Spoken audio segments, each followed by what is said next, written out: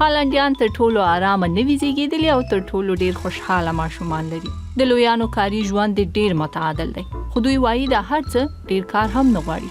زده کړې له سباناري نه پیلېږي.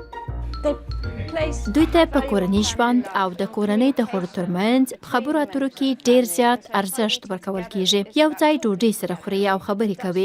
هالنډیان په دې هم له ټولو مخکې دي چې ډیر ماشومان یې ښوونځي ته له تګ وړاندې سباناري کوي، پروا نه کوي که چاکلیټ هم وي.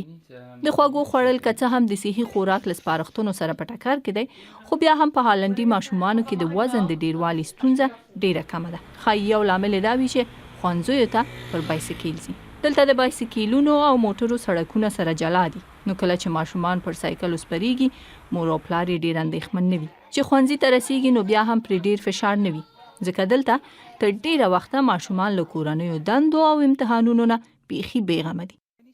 که په ماشومانو ډیر فشار نه وي، نو ښوونځی له ښې روحیې سره پیلوي، خوند ترې اخلي، احساس کوي چې دا یو غوره کار دی او دا یې د ټول عمر لپاره دوام کوي.